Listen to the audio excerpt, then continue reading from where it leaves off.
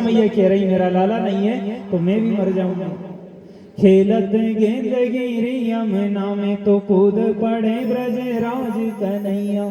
वृंदावन में शोर मचो है वो रोवत आई यशोदा मैया। कौन हरे मेरे वो यदुनंदन, कौन हरे मेरी श्याम चिड़ैया। और को लेके मैं क्या करूंगी, मेरे तीनों लोक को मोल कन्हैया। त्रिलोकी का मोल मेरा कन्हैया है, यदि वो नहीं है तो मैं भी मर जाऊंगा।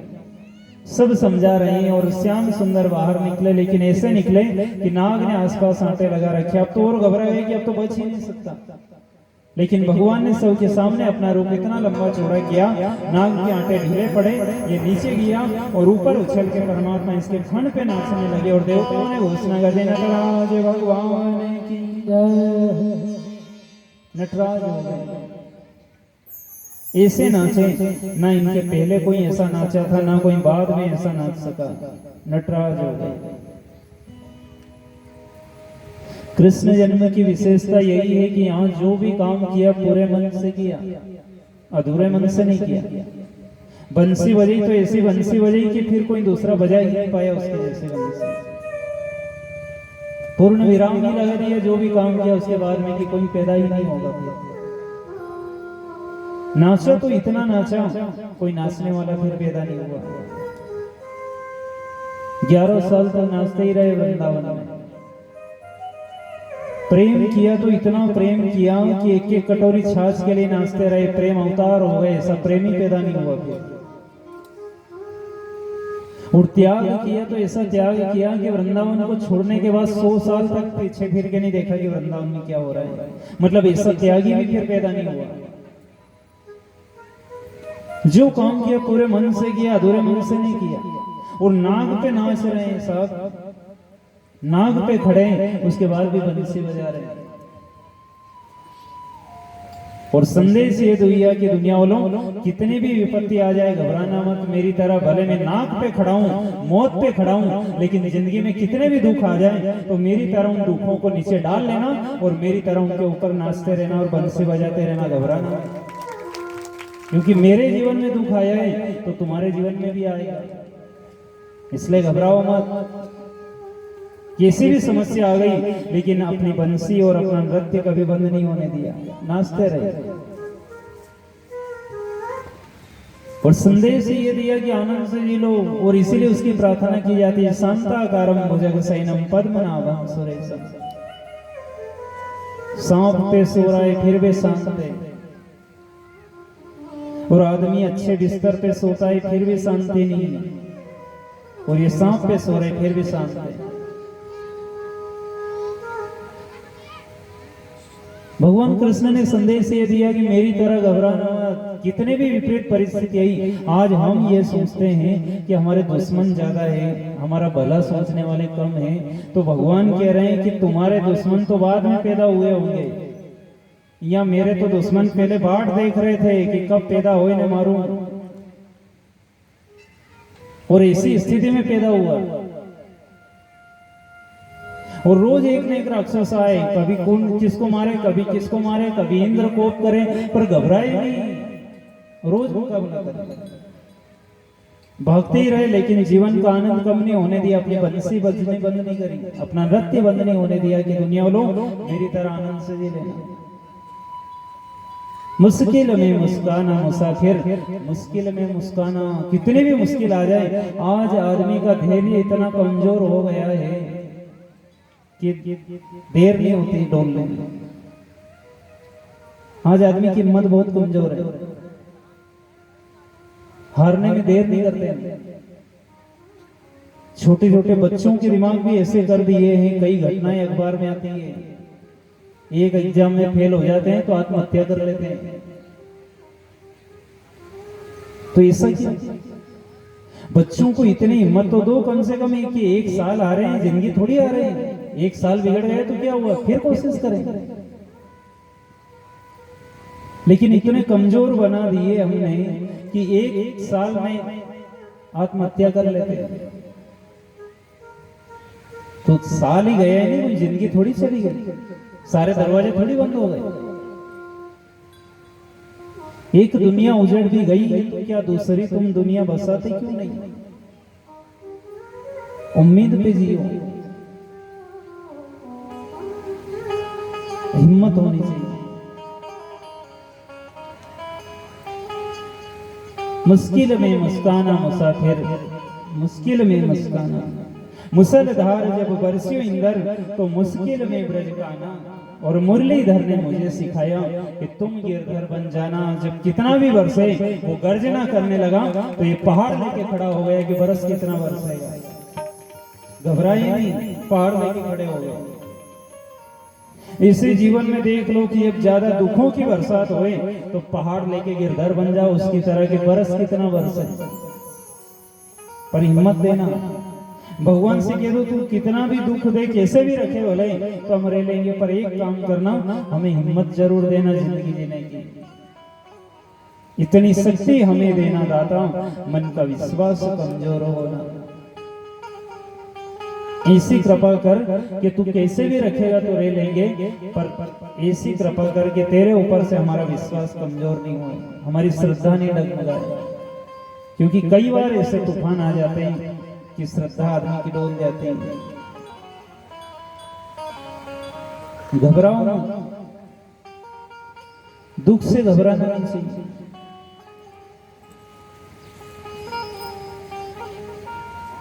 दुख से घबराओ ना, कितना आएगा, जितना दे इतना दे दे, पर हिम्मत दे, हिम्मत मांगो उससे।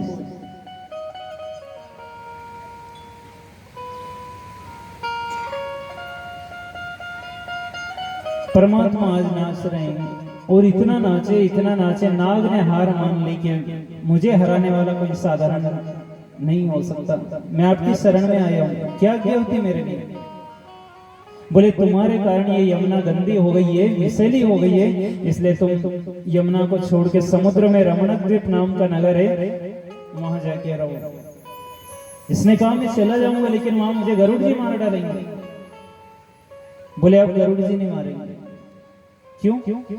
बोले मैंने जो तेरे फण के ऊपर नृत्य किया है ना, तो मेरे चरण चिन्ह अंकित हो गए तेरे फण पे, और मेरे चरण चिन्ह को गरुड़ अच्छी तरह जानता है, इसलिए मेरे चरण चिन्ह देख लेगा तो वो तुझे नहीं मारेगा। जा आराम से रहना। इसको तो बचाने के लिए चरण चिन्ह थे भगवान के, और आज आपको हमको यमराज की मार से बचाने के लिए चरण चिन्ह कौन से? सीखा और टीका, चोटी और तिलक, ये चरण चिन्ह भगवान की तरफ के। पहचान है कि हम कौन लोग हैं, आइडेंटिटी आपकी सीखा और टीका। बिना तिलक और बिना सीखा के हिंदू होने का कोई प्रमाण नहीं है अपने पास। क्या सबूत है कि सब हिंदू? खाली नाम से। बिना सीखा और बिना टीका के हिंदू कैसे हो सकते? पर अब तो फैशन है नहीं, अब सीखा कौन रखे? अब सीखा तो कटा दिन दाढ़ी रख रहे हैं, नया जमाना है। जो रखनी थी वो नहीं रख रहे हैं, दाढ़ी रखने की फैशन चली। सीखा और टीका हिंदू धर्म के स्तंभ है, पहचान है ये हमारी। जहां है टीका, जहां है सीखा, जहां है मंत्र महान, वो सत्संग को गाऊं, वो पहचान है। पहचान होनी चाहिए हमें। फिर अपने यहाँ क्या है कि तिलक भी अलग अलग तरह के होते हैं।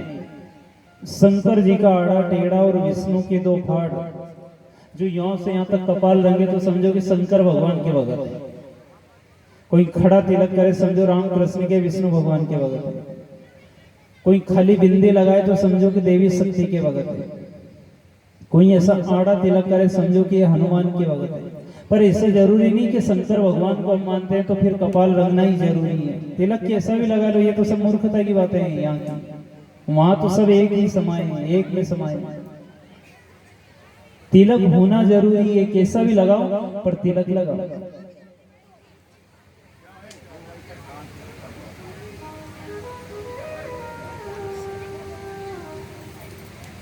तिलक होना जरूरी है। एक शंकर भगवान को मानने वाले परिवार की लड़की का विवाह हुआ तो ऐसे घर हुआ जहां सब विष्णु भगवान के भगत। अब जब वो ससुराल में गई तो अमावस पूर्णिमा का दिन आया तो लिपने लगी घर में।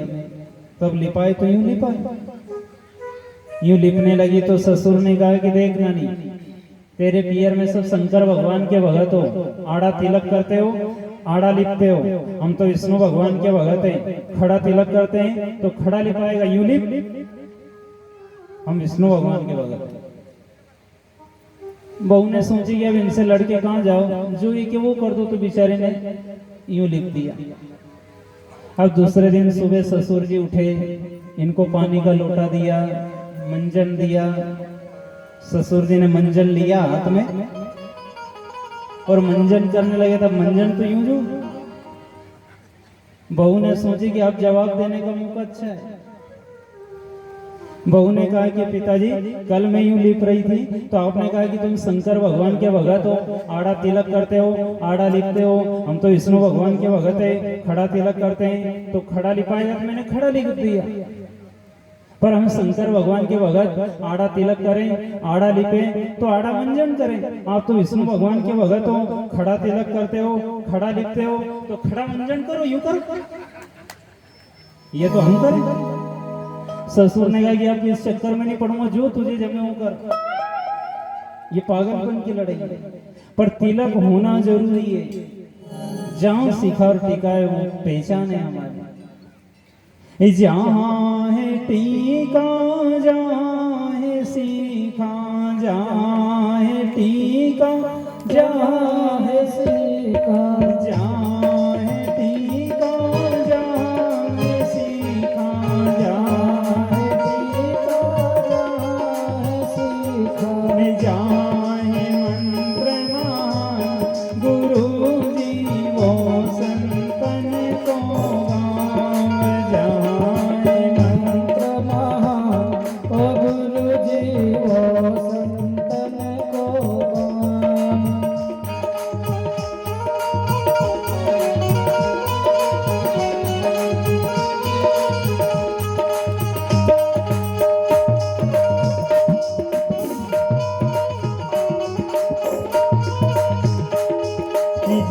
जाए गौआ जाए गोरज, जाए गौआ जाए गोरज, जाए गौआ जाए गोरज, जाए गौआ जाए गोरज, जहाँ दूध की धार गुरु जी वो संतन को गाँव, जहाँ है दूध की धार ओ गुरु जी वो है संतन गाँव।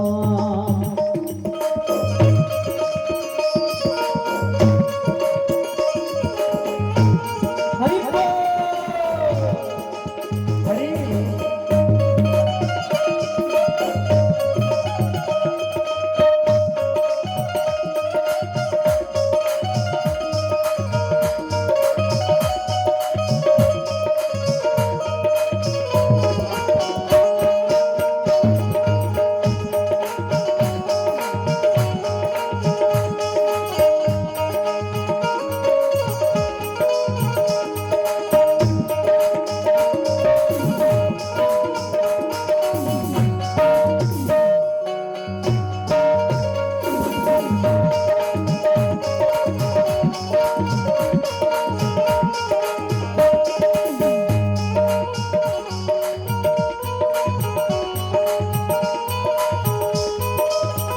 जहाँ है टीका, जहाँ है सीखा, जहाँ है मंत्र महान वो संतन होगा।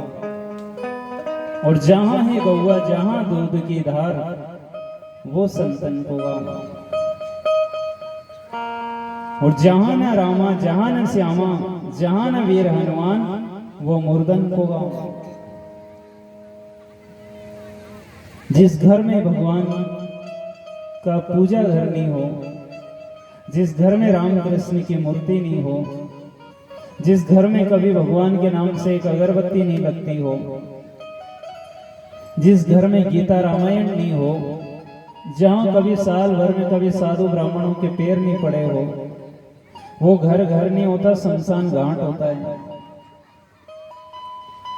जाओ घर हरि कीर्तन नहीं और नहीं संत मेहमान। तुलसीदास जी कह रहे हैं कि वो घर नहीं होता। जाओ घर हरि कीर्तन नहीं और नहीं संत मेहमान, ता घर जब डेरा किया और जीते जीत मसान। मसान है जहां गीता रामायण नहीं है, जहां भगवान का पूजा घर नहीं है। कई हिंदुओं के घर ऐसे हैं जहाँ घर तो बड़े बड़े बना लिए हमने, पर भगवान का पूजा घर नहीं है घर में। एक स्थान ऐसा होना चाहिए भगवान का जहां आप 2 मिनट अगरबत्ती लगा के खड़े हो सको, ताकि आने वाली पीढ़ी को याद रहे, नहीं तो भूल जाएंगे। गीता रामायण नहीं है कई के घरों में। अच्छा, अपन इतने कथा सुन रहे हैं और इधर तो खूब कथा होती है। किनके घर में गीता और रामायण है?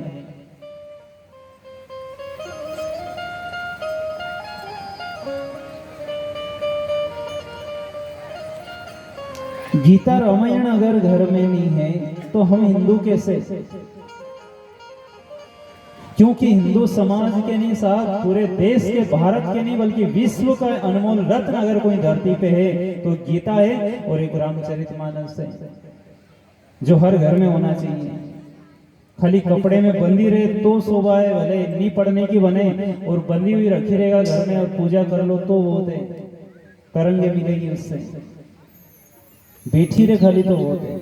लोग कहते अरे साहब हमारे पिताजी थे, भले कुछ भी काम नहीं करते पर खाली दरवाजे में बैठे रहते तो हमारी शोभा थी, पर वो चले गए जब से घर सुना हो गया। तो गीता और रामायण तो इस देश की धरोहर है साहब, आपके घर में बैठी रहेगा, वहां से आपकी शोभा है।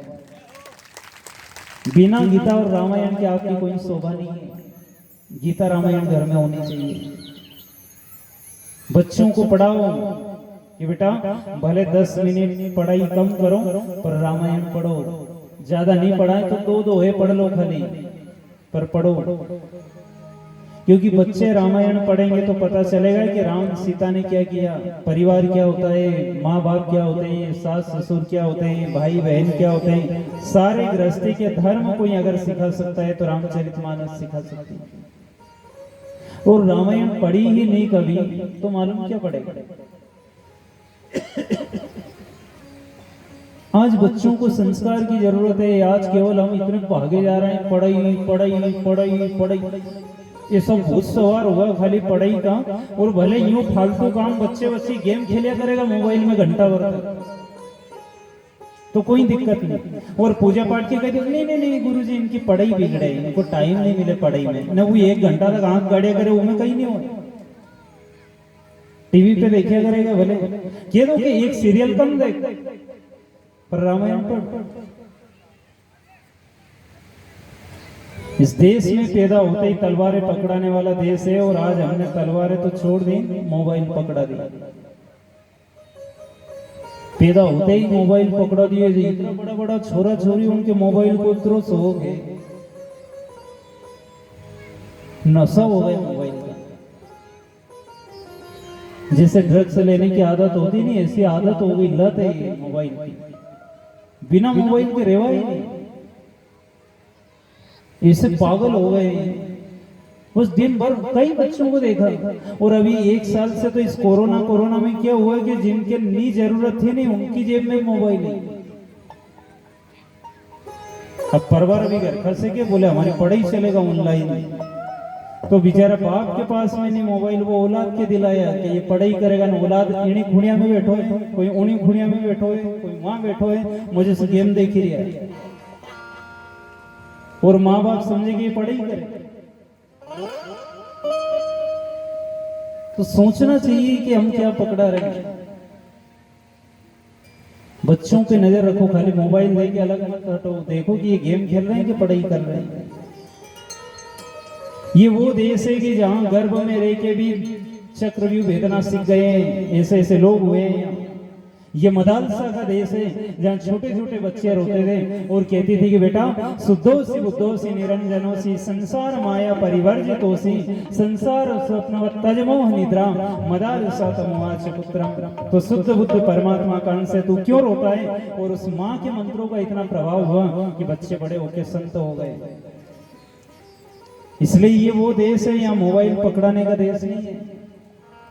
जरूरत है जब दो, लेकिन छोटे छोटे बच्चों को मोबाइल दे दिए जो बेचारे समझते ही नहीं है, अभी से उनके ऊपर क्या असर पड़ेगा मोबाइल का,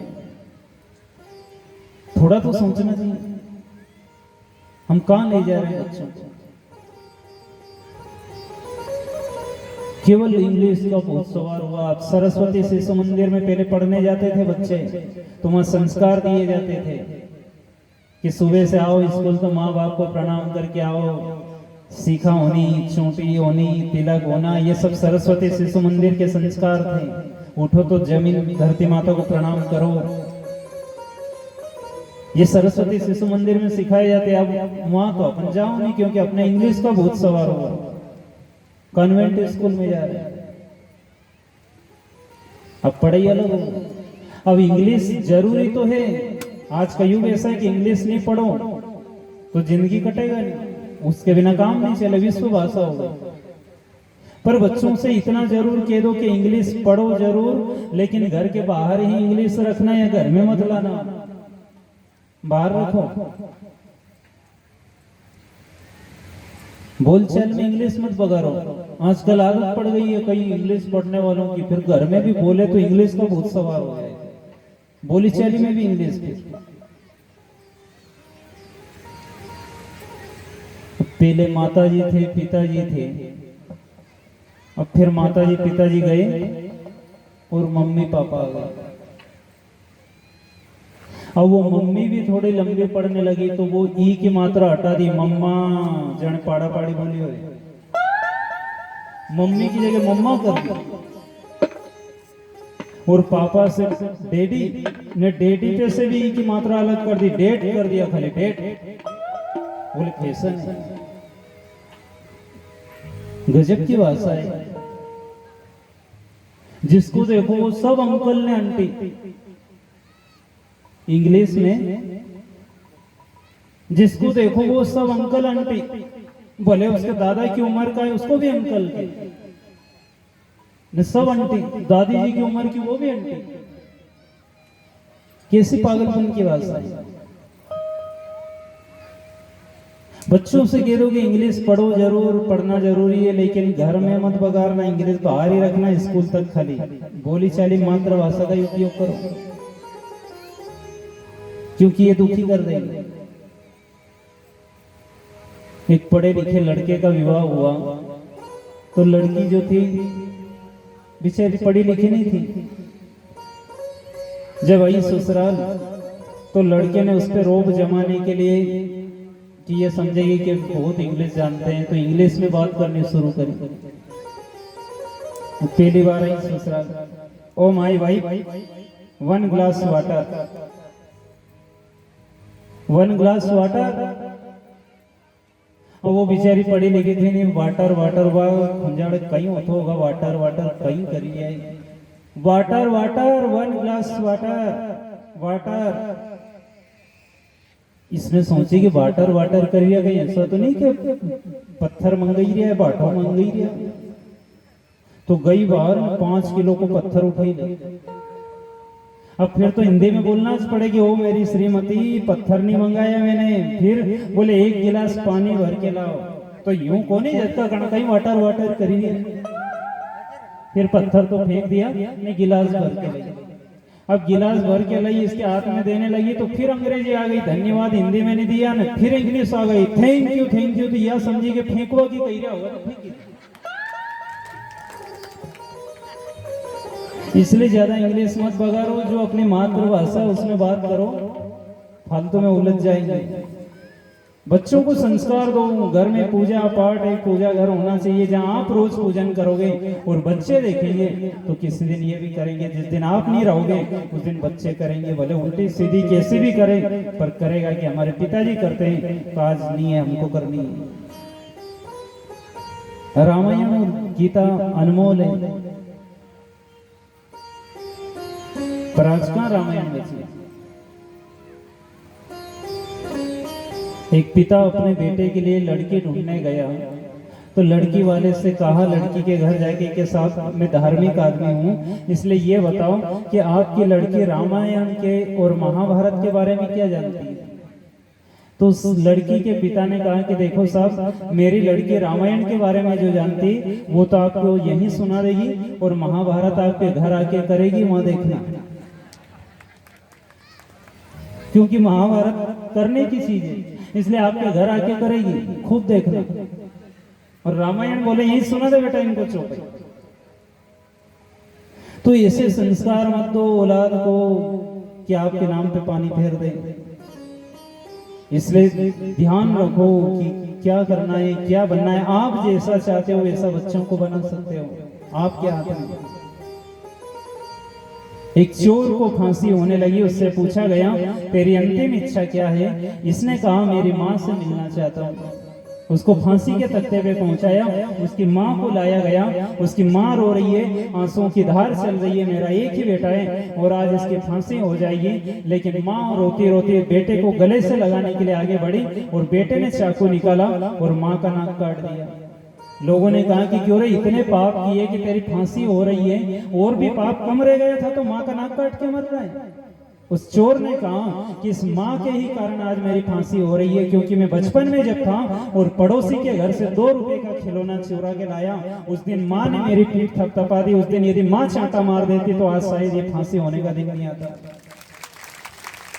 क्योंकि जिस दिन मैं 2 रुपए का खिलौना चुरा के लाया, मेरी पहली गलती पे माँ ने मेरी पीठ थपथपा दी। कोई बात नहीं, 2 रुपए का खिलौना है, दूसरा ला देंगे, कोई फर्क नहीं पड़ेगा। लेकिन उस दिन यदि माँ मुझे चांटा मार देती तो शायद मैं चोर नहीं बनता और आज ये फांसी नहीं होती। इसलिए संस्कार दो बच्चों को कि कैसे रहना है, जीवन में क्या करना है। आज के लोगों का बच्चों पे अधिकार ही नहीं है। आज की औलाद को समय पे पकड़ लो। अरे ये तो छोरा छोरी भागे पड़े, रात की 12 बजे अगर लड़का घर आए तो एक दिन दरवाजा मत खोलोगे, बाहर ठंडे मर। 12 बजे तक क्या करे बाहर? थोड़ा कंट्रोल करो कि कहां जा रहे हैं। संस्कार देना जरूरी है। जहां न रामा जहां न श्यामा जहां न वीर हनुमान वो मुर्दन को गांव। ये मुर्दों का गांव है, जहां भगवान राम नहीं है, जहां कृष्ण नहीं है, जिस घर में उसका निवास नहीं, वो मुर्दों का घर है।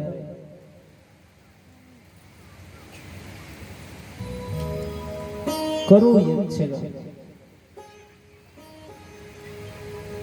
हमें तो आज पता चला कि यहाँ भी भगवान का मंदिर अस्त व्यस्त पड़ा है।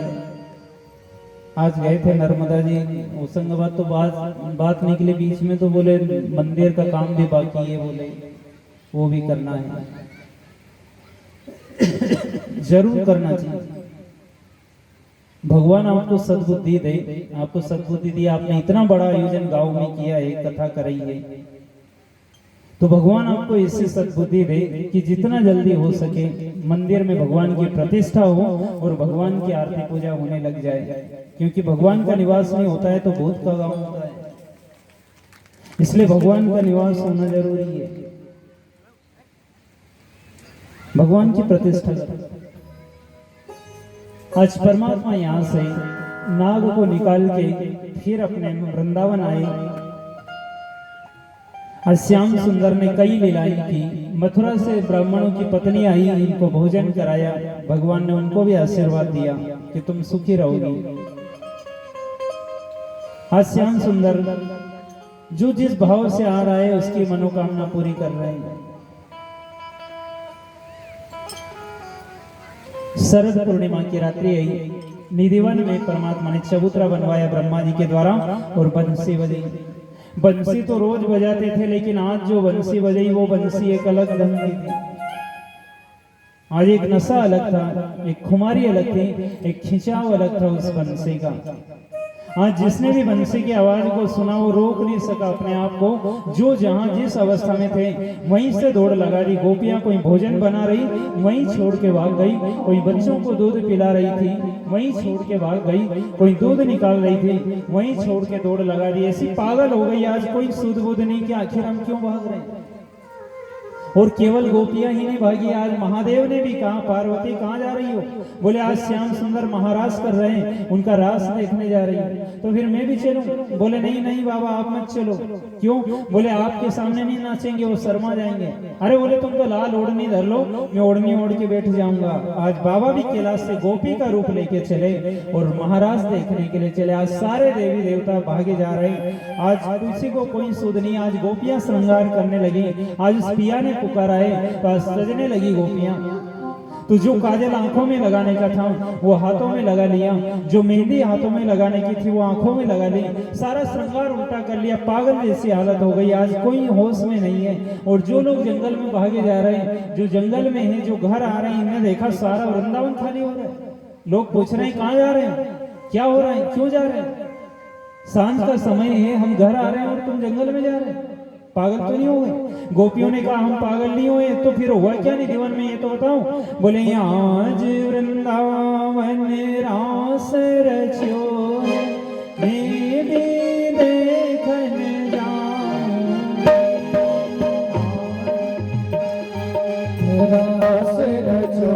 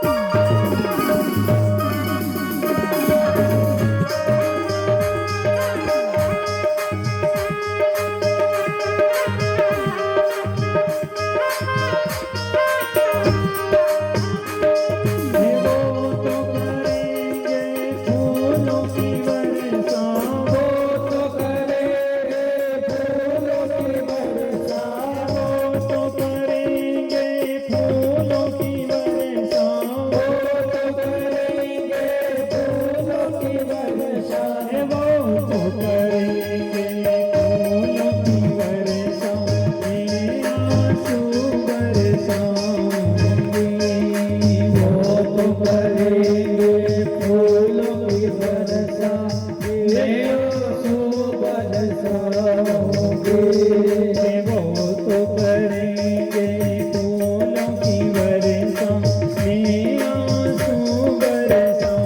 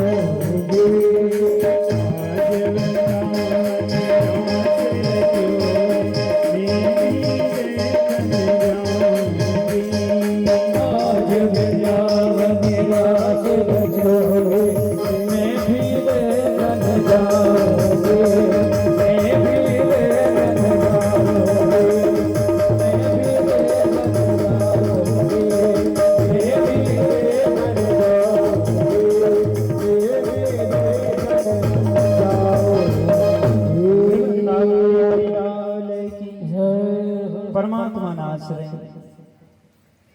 और नाचते नाचते वृंदावन के लोगों के मन में हिंकार आ गया कि हम भी कुछ करके आए हैं कि भगवान हमारे सामने नाच रहे हैं।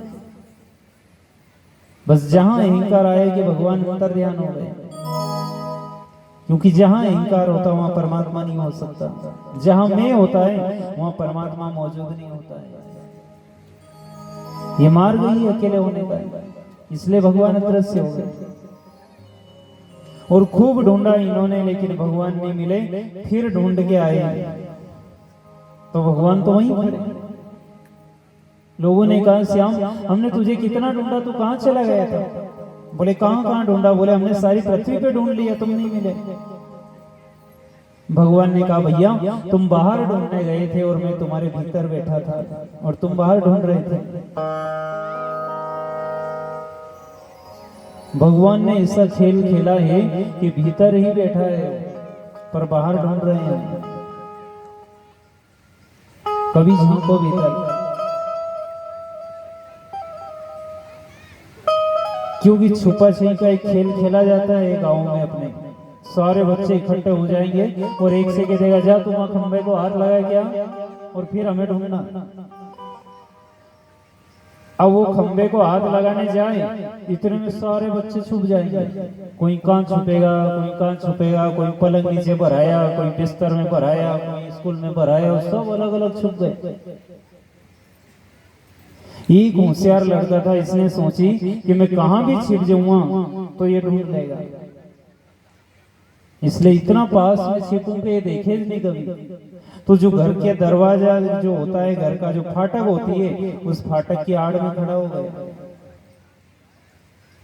अब वो ढूंढने वाला आया, सब दूर ढूंढे पर मां नहीं ढूंढे।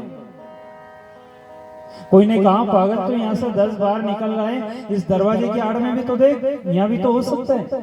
बोले इतना पास में कैसे हो सकता है? उसे मालूम थी कि यहाँ से तो मैं कई बार निकलूंगा, दूर छुपा होगा, तो यहाँ कैसे हो सकता है?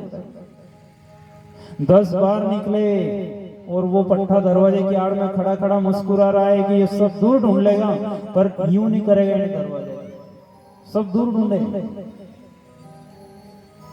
बस यही हालत है यहाँ। भगवान ने आत्मा से कहा कि जीव तू जा और संसार को हाथ लगा के और फिर मुझे ढूंढ।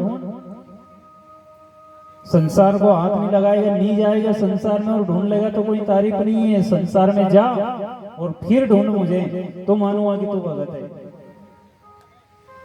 अब अपन यहाँ हाथ लगाने के लिए आए, तो आए थे खाली हाथ लगाने के लिए, पर अपन भूल ही गए कि अपन खेल खेल रहे हैं, ढूंढना भूल ही गए। और भगवान जानते थे कि मैं कहां भी छिप जाऊंगा तो ढूंढ लेगा, इसलिए वो कहां छिपा? अपने जो दोनों दरवाजे इनकी आड़ में। यही बताते नहीं भगवान का निवास, ध्यान करो। ध्यान कहां का करो? अब सब दूर ढूंढे, कोई से पूछी कहाँ मिलेगा, कोई ने कहा योग करो तो मिलेगा, कोई ने कहा यज्ञ करो तो मिलेगा, जो भटकाया बेचारे को ऊपर। कोई ने ये नहीं कहा दरवाजे की आड़ में भी हो सकता है। योगी कहे तू योग कर, तपसी कहे तप से मरो, पंडित कहे तू यज्ञ कर, साधु कहे तीर्थ करो। योगी कहे तू योग करने, भोगी कहे तू भोग कर, भोगी कहे तू भोग कर रे, भोग मिलता भाग्य से। और त्यागी कहे तू त्याग दे रे, भोग को वैराग्य से। कोई कहे योग करो तो मिलेगा, जो उलझाए बेचारे को, पर दरवाजे की आड़ में नहीं देखे। परमात्मा से ज्यादा निकट कोई नहीं हो सकता है, और परमात्मा से ज्यादा दूर भी कोई नहीं हो सकता है। उसका कहना है जहां भगत मेरो पग धरे, तहां धरूं मैं हाथ। एक कदम अगर कोई चलाए तो उसके कदम के नीचे अपना हाथ रख देता हूं कि कहीं कंकर नहीं सूख जाए। जहां भगत मेरो पग धरे, तहां धरूं मैं हाथ। पीछे पीछे मैं फिरूं, कबहू न छोड़ूं साथ। पीछे पीछे फिरता हूं, पर कोई एक कदम चले तो सही, बढ़ाओ तो सही एक कदम, हिम्मत करके एक हरी। जरूर ध्यान रखें। एक भगत ने कथा में सुनी कि भगवान पे विश्वास हो तो वो जरूर सुनता है। तो वो कथा में से उठ के गया और गांव से दूर एक आम का पेड़ था, उस पे चढ़ के बैठा कि देखा यहाँ भगवान आएगा मेरे लिए, भगवान रोटी लाएगा, और खाली लाएगा नहीं, भगवान आएगा रोटी लेके और मेरे मुंह में देगा तो रोटी खाऊंगा, नहीं तो नहीं खाऊंगा। कोई से बात नहीं करी, आम के झाड़ पे चढ़ के बैठा कि भगवान खुद आएगा और मेरे मुंह में देगा तो खाऊंगा। बैठा।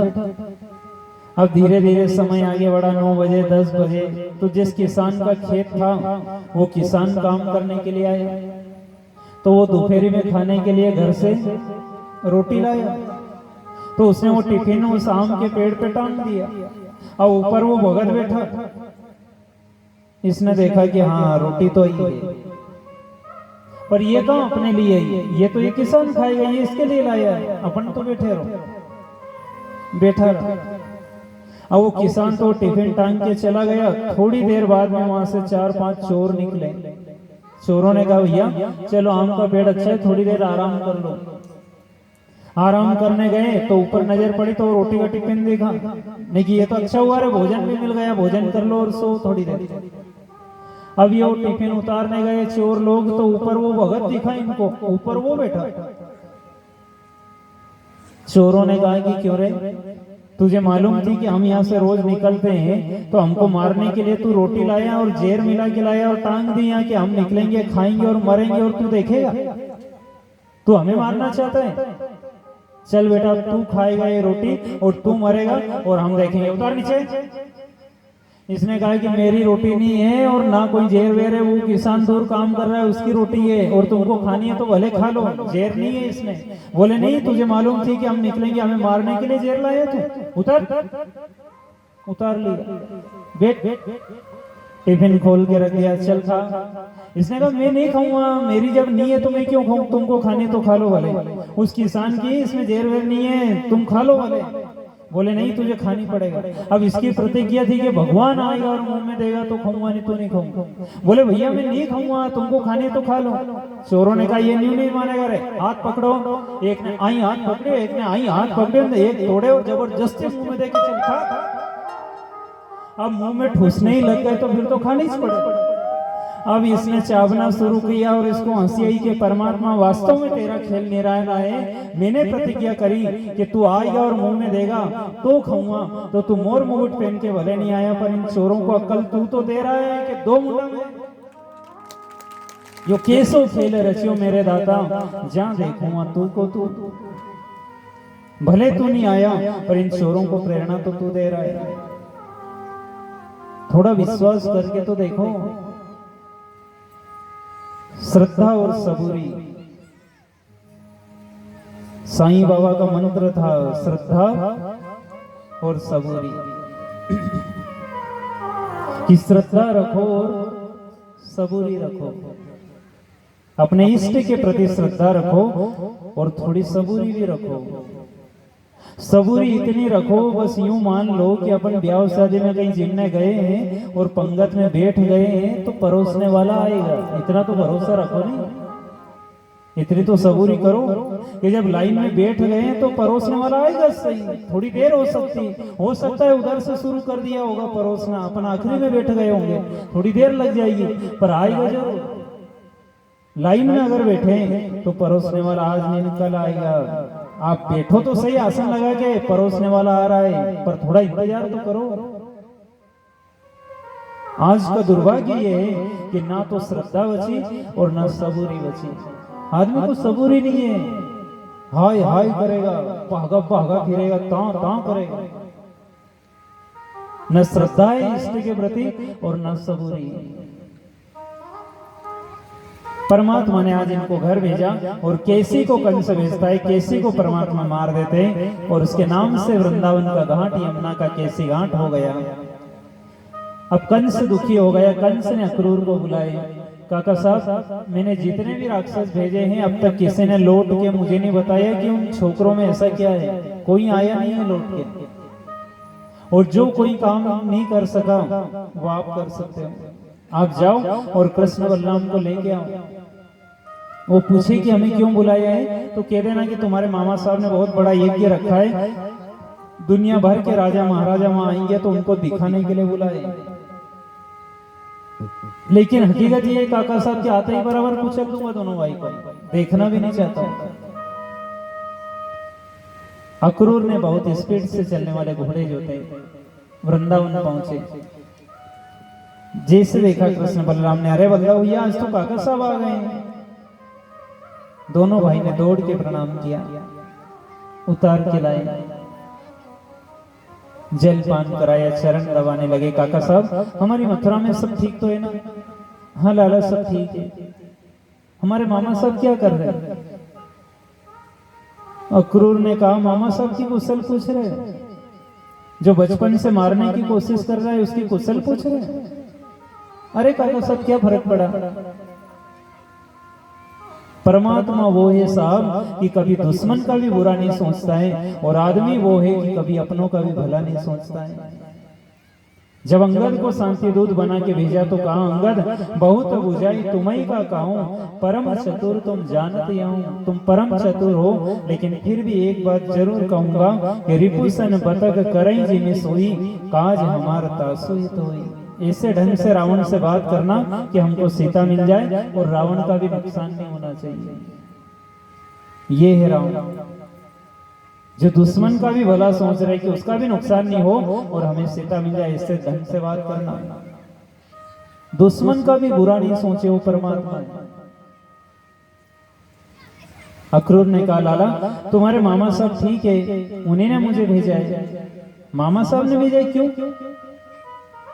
तुमको लेने आया हूं मैं, तुमको बुलाए हैं। मामा साहब ने बुलाए? हाँ जरूर चलेंगे काका साहब, बड़ी अच्छी बात है। लाला ये अच्छी बात नहीं, उसने मारने के लिए बुलाए तुम दोनों भाई को। अरे काका साहब आप क्यों चिंता कर रहे हैं, बुलाए तो है ना, हम जरूर चलेंगे, भले मारने के लिए बुलाए तो भी चलेंगे।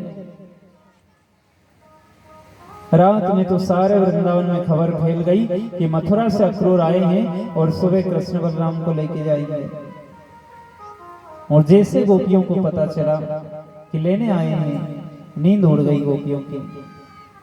जो जहां जिस हालत में थी, आंखों से नींद उड़ गई। कहीं ऐसा ना हो कि हम सुबह उठें और हमारे उठने से पहले वो छोड़ के चला जाए। सोई कहां थे, आंख ने तकिए भिगोए थे, हम भी किसी की याद में खूब रोए थे। करवटें बदलते रहे सारी रात हम, सारी नींद उड़ गई गोपियों की। कहीं ऐसा ना हो कि हम सोते ही रहें और वो छोड़ के चला जाए। बस करवट बदल बदल के रात गुजारी। सुबह हुई, उठ के नंद महल पे आ गई। देखा कि रथ अभी खड़ा है। एक उम्मीद बन गई, अभी गया नहीं। रथ को घेर लिया, आसपास खड़ी हो गई, नहीं जाने देंगे। कोई अक्रूर को घेर के खड़ी हो गई, कोई रथ का पहिया पकड़ के खड़ी हो गई, कोई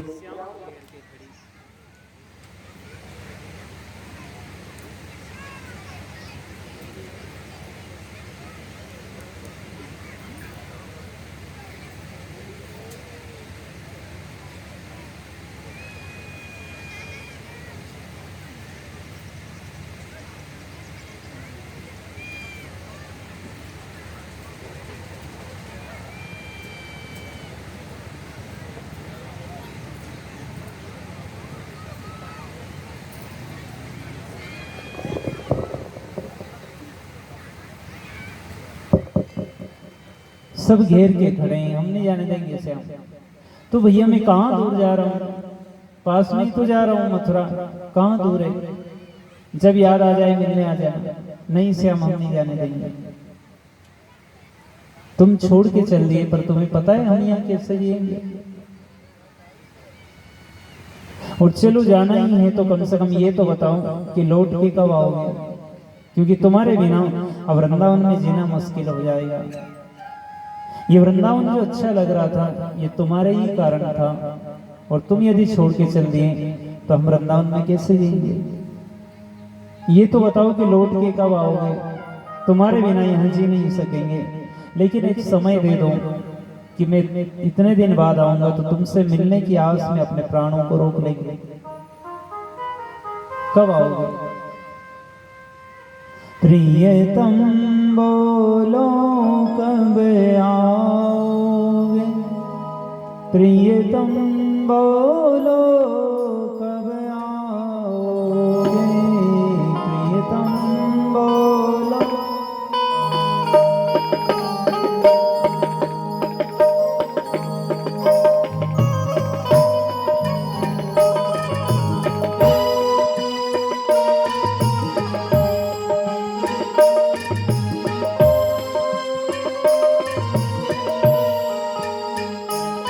ये प्यार भरा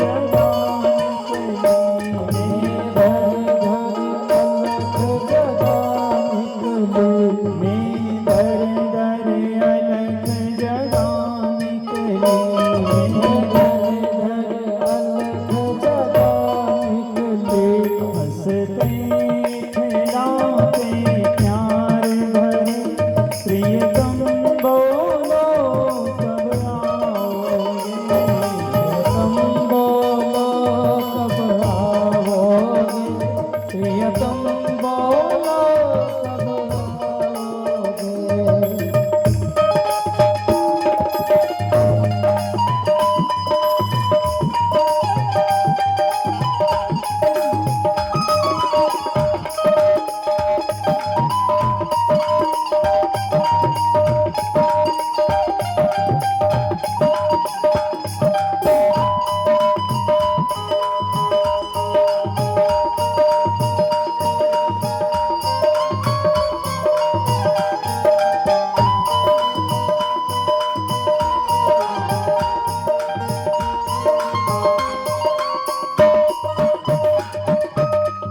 सब पूछ रहे हैं प्रियतम बोलो कब आओगे लौट के, ये तो बताओ।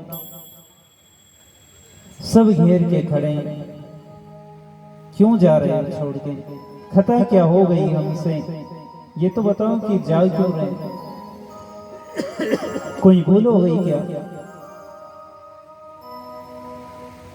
सब घेर के खड़े हैं, रो रहे हैं, कोई रथ पकड़ के खड़ी है, कोई रथ के सामने सो गई है। जाना ही है तो हमारी लाश पे से निकलना पड़ेगा, हम नहीं जाने देंगे इसे।